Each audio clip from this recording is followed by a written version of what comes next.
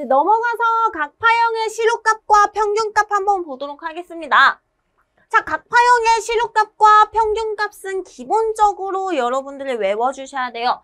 그 중에서 우리가 시험 문제에 자주 출제가 되는 것은 일단은 정말 많이 출제가 되는 건 정연파입니다. 그리고 반파, 정연파 이 정도는 꼭 외워주셔야 됩니다. 자, 일단 정연파 먼저 보자고 한다면 정연파는 사인 파형으로서 이렇게 플러스 마이너스가 번갈아 가면서 나오죠. 그래서 일단 시료값은 정말 기본적으로 Vm은 루트 2i다 라고 해서 시료값 i는요, 왜 자꾸 i라고 써요? V죠. V다 라고 해서 시료값 V는 루트 2분의 Vm입니다. 혹은 i는 루트 2분의 im입니다 라고 외워주셔야 됩니다. 그리고 나서 평균값은요, 한 주기를 가지고 구하는 게 아니라 반주기를 가지고 구해주셔야 0이 나오지 않습니다. 그때 평균값 VAV는요, V가 아니라 i라고 나왔네요, 자꾸. IAV는요, 파이분의 2im입니다. 자, 루트 2분의 1은 계산기 두들기면 0.707.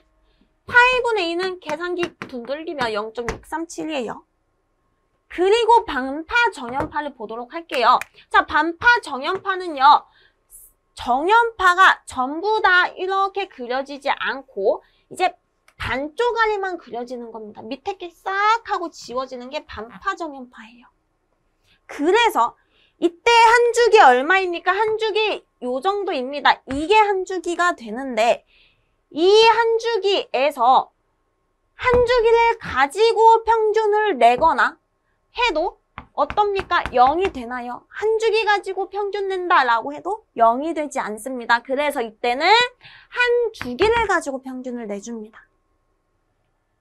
반파, 정연파는 정연파에다가 나누기 2만 해주시면 됩니다. 자, 시료값이 루트 2분의 1이래요. 나누기 2를 해주면 2 루트 2분의 1 아닙니까?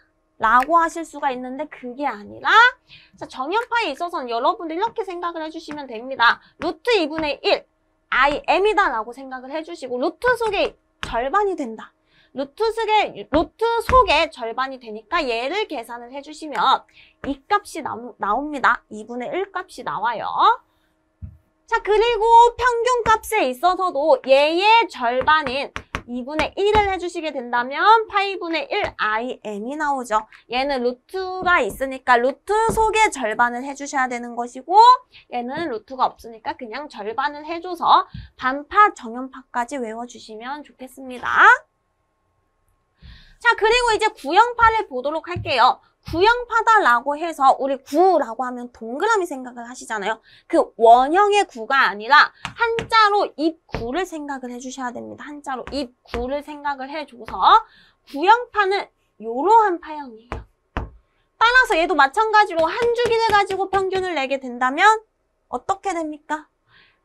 그쵸? 0이 되죠. 그래서 얘 또한 반주기인 요만큼을 가지고 평균을 내주셔야 됩니다. 반주기를 가지고 평균을 내준다라고 해서 최대값 im입니다. 그러면 im 곱하기 반주기니까 2분의 t 나누기 2분의 t를 해주시면 되겠죠. 얘의 약분이 되니까 im이 평균값으로 나오는 겁니다. 반파 구형파는요? 반파 구형파는 밑에 절반이 다 잘린 겁니다. 그래서 이때는 한 주기를 가지고 평균을 낸다라고 하더라도 0이 되지 않습니다. 그래서 im 곱하기 2분의 t인데 im 여기 넓이는 im 곱하기 2분의 t죠. 그리고 총 주기인 t를 나눠주게 된다면 얘의 약분되고 2분의 1 im이 됩니다. 라고 써주시면 되는 겁니다. 평균값. 근데 시험 문제는 나오지 않아요. 시험 문제 나오는 건 얘네 둘이에요. 그 중에서도 얘입니다. 자, 삼각파를 보도록 할게요. 삼각파에 있어서도 시료값은 그냥 여러분들이 눈에 익혀만 주시면 되겠습니다. 시험 문제에 출제되지 않아요. 평균값만 확인을 하고 가도록 할게요. 평균값은 우리 삼각파 이런 식으로 진행이 되죠. 얘 또한 마찬가지로 한 주기를 가지고 평균을 내면은 0이 나올 겁니다. 그래서 우리는 반주기를 가지고 낼 건데 삼각형의 넓이에 있어서는요. 반죽이 요만큼을 가지고 평균을 낼 건데 삼각형의 넓이 여기에 있어서는요. im 곱하기 2분의 t 곱하기 2분의 1을 해주셔야겠죠. 그리고 이제 2분의 t 반주기를 가지고 낼 거니까 얘의 약분이 되고 2분의 1 im이 삼각파의 평균값이 되지만 우리 시험에 나오는 것은 얘 위주로 나옵니다. 나머지 못 외우겠다라고 하신다면 안 외우셔도 돼요. 얘는 꼭 외워주셔야 돼요. 정연파는 꼭 외워주셔야 돼요. 정연파. 그리고 구형파도 종종 출제가 된 적도 있습니다. im. 구형파는요. 실효값과 평균값이 전부 다 im으로서 최대값이랑 똑같습니다. 넘어가서 파 고율과 파 형률만 확인을 하고 끝내도록 할게요. 자, 얘는 우리가 최실평이라고 외울 겁니다. 최실평. 파 고율과 파 형률은 최실평이라고 외워서 각각이 뭔지만 여러분들이 알고 계시면 됩니다. 파 고율, 파 형률. 자, 파형이 이런 식으로 진행이 될 건데 얘는 어때요? 높죠? 그리고 이런 식으로 진행이 되는 파형도 있습니다. 얘는 어떻습니까? 별로 안 높아요. 파 고율이다 라고 하면은 파형이 뾰족한 정도예요. 높은 정도예요. 얘는요.